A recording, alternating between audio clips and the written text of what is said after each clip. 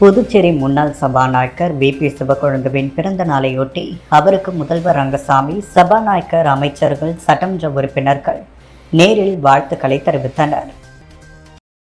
புதுவை மாநில முன்னாள் சபாநாயகர் சிவக்கொழுந்துவின் பிறந்த நாள் விழா ஒவ்வொரு ஆண்டும் பல்வேறு நலத்திட்ட உதவிகள் வழங்கி வெகு விமர்சையாக கொண்டாடப்படுவது வழக்கம்.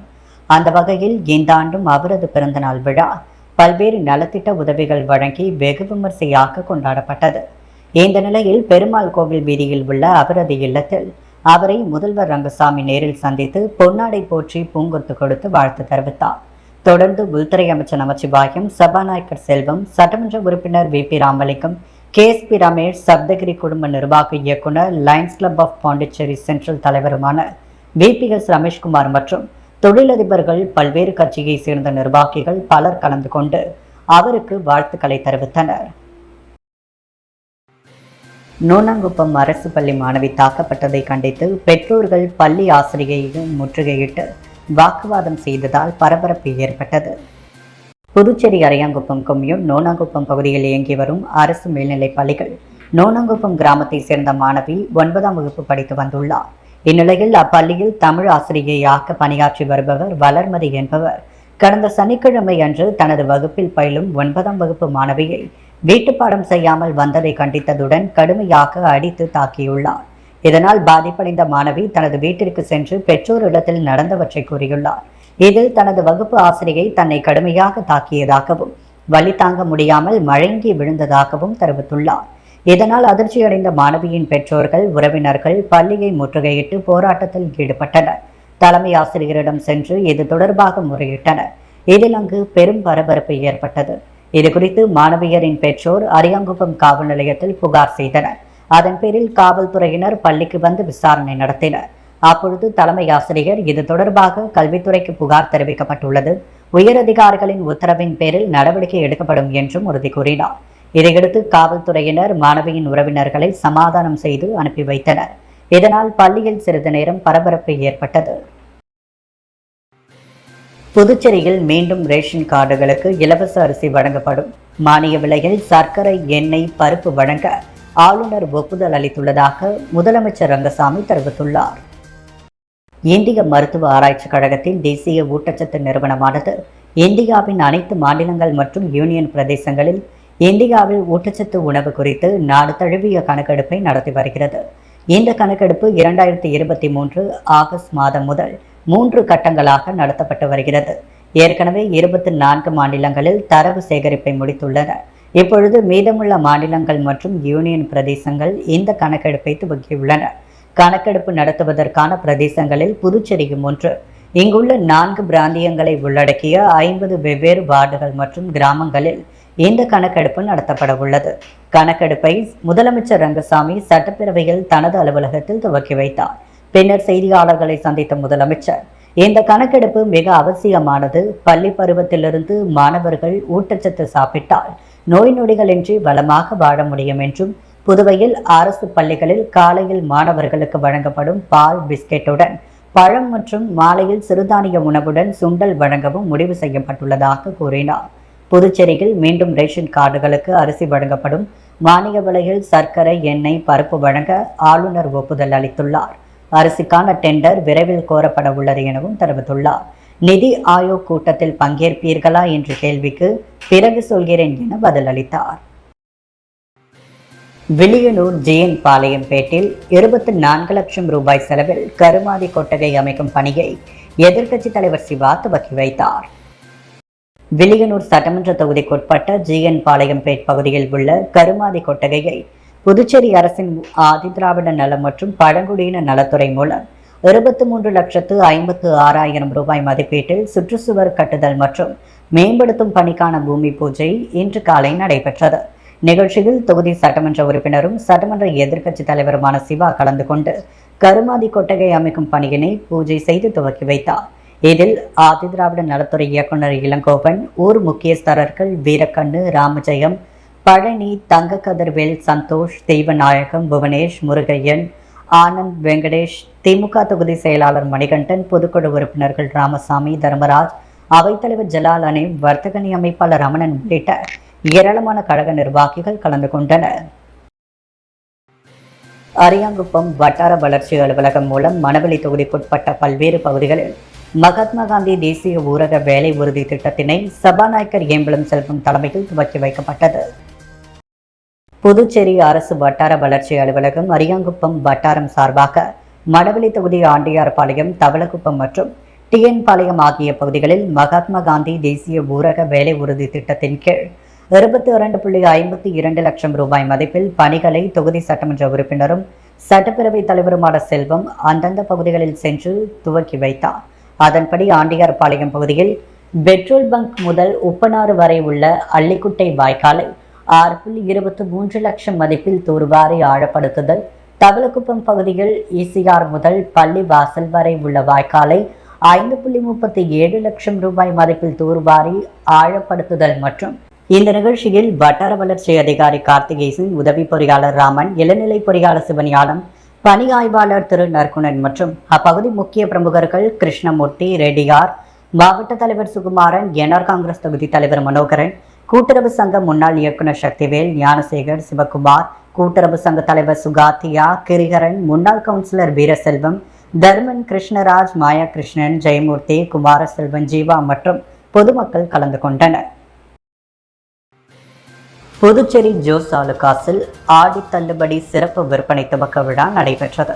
விழாவை ஜோஸ் ஆலுகாஸ் கிளை மேலாளர் நிஜு துவக்கி வைத்தார். இதில் வாடிக்கையாளர்கள், கிளையின் ஊழியர்கள் கலந்து கொண்டனர். சிறப்பு விற்பனையில் தங்கம் வாங்கும் அனைவருக்கும் வெள்ளி இலவசமாக வழங்கப்படுகிறது.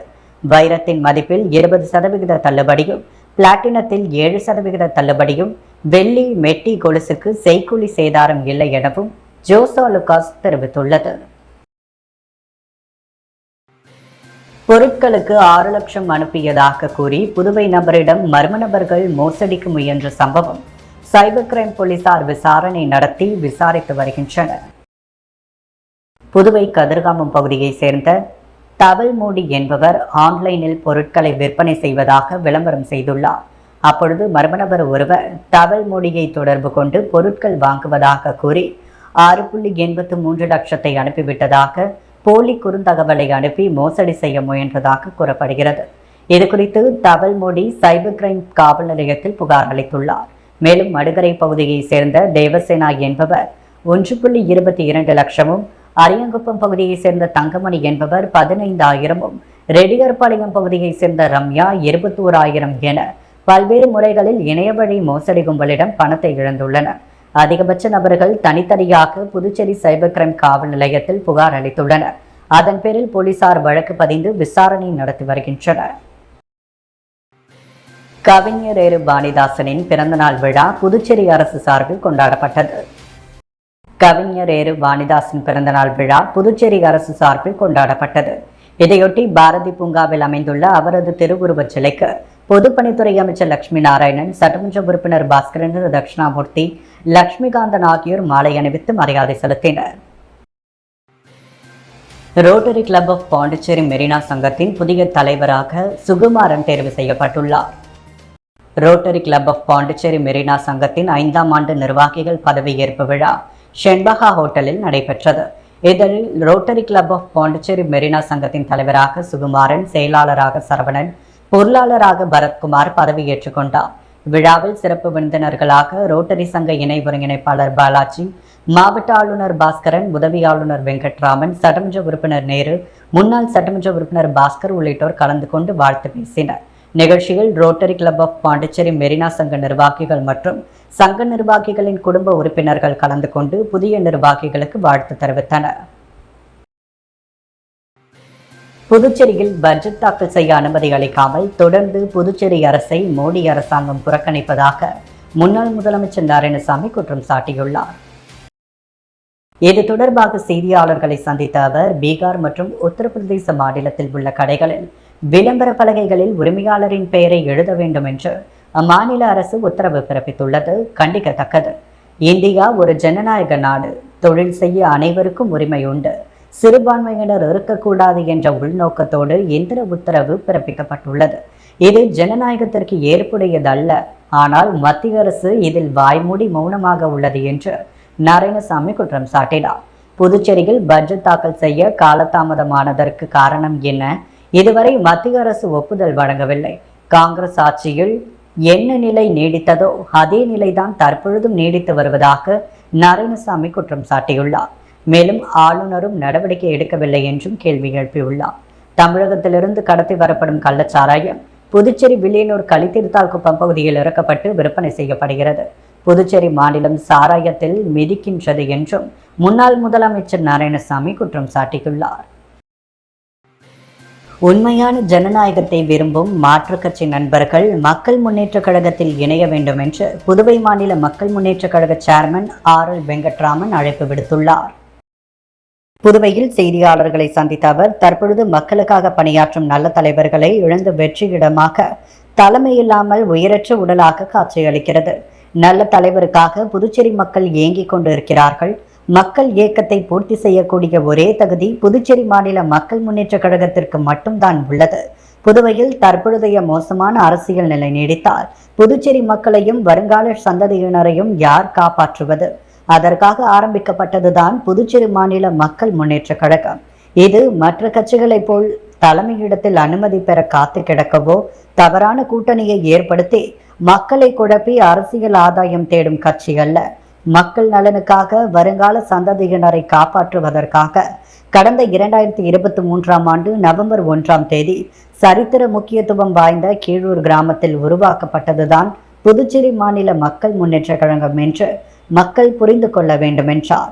மேலும் இரட்டை என்ஜின் ஆட்சி இருந்தால்தான் புதுச்சேரியை பெஸ்ட் புதுச்சேரியாக மாற்ற முடியும் என்று கூறி வாக்குறுதி கொடுத்துவிட்டு ஆட்சி பீடம் ஏறியதும் தனது சுயநலத்திற்காக மக்கள் நலன் மறந்து மக்களிடம் அத்தியாவசிய அடிப்படை தேவைகளை கூட பூர்த்தி செய்யாமல் செயல்பட்டதால் கடந்த பாராளுமன்ற தேர்தலில் மக்கள் சரியான பாடம் புகட்டினர்.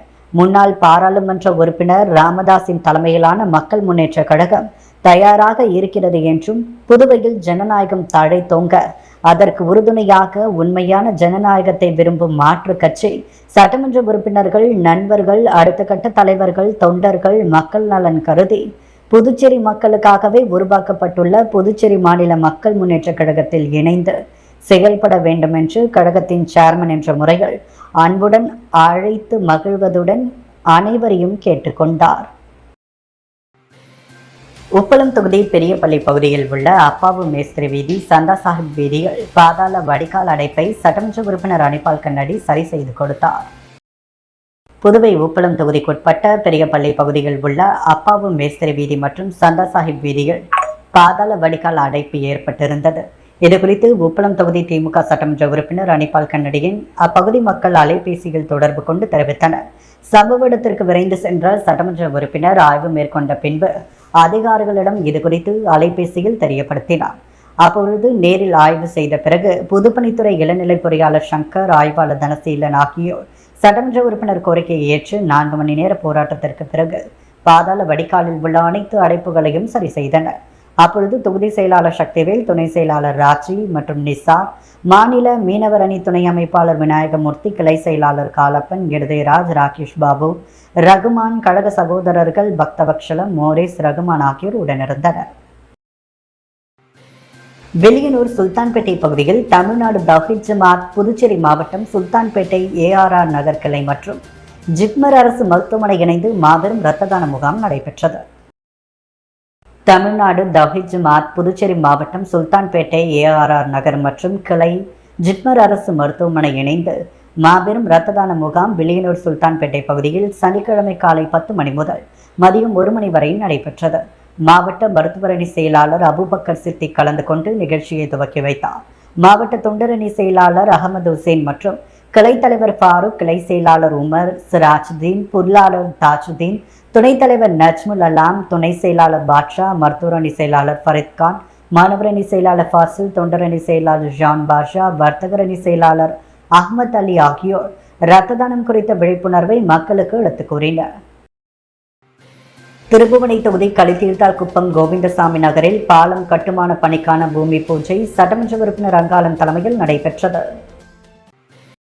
திருபுவனை சட்டமன்ற தொகுதிக்குட்பட்ட களித்தீர்த்தால்குப்பம் கிராமம் பரதேசி குட்டை முதல் பம்பை ஆறு வரை உள்ள வடிகால் வாய்க்காலில் கோவிந்தசாமி நகரில் பாலம் கட்டுமான பணிக்கு ரூபாய் 14,46,000 ஒதுக்கப்பட்டுள்ளது. இப்பணிக்கான பூமி பூஜை பொதுப்பணித்துறை சார்பில் நடைபெற்றது. இதில் திருப்புவனை தொகுதியில் சட்டமன்ற உறுப்பினர் அங்காளன் கலந்து கொண்டு பூமி பூஜை செய்து பணியினை துவக்கி வைத்தார். நிகழ்ச்சியில் பொதுப்பணித்துறை நீர்ப்பாசன கோட்ட செயற்பொறியாளர் ராதாகிருஷ்ணன், உதவி பொறியாளர் செல்வராசு, இளநிலை பொறியாளர் முருகன், திருப்புவனை காவல் நிலைய உதவி ஆய்வாளர் இளங்கோ மற்றும் ஊர் பிரமுகர்கள், பொதுமக்கள், சட்டமன்ற உறுப்பினரின் ஆதரவாளர்கள் பலரும் கலந்து கொண்டனர். புதுவையின் அன்றாட நிகழ்வுகளை காண பாண்டி ஹெட்லைன்ஸ் யூடியூப் சேனலை சப்ஸ்கிரைப் பண்ணுங்க. தொடர்ந்து எங்களுடன் இணைந்திருக்க பக்கத்தில் உள்ள பெல் பட்டனை பிரஸ் பண்ணுங்க. லைக் பண்ணுங்க, ஷேர் பண்ணுங்க. என்றும் உங்களுடன் பாண்டி ஹெட்லைன்ஸ்.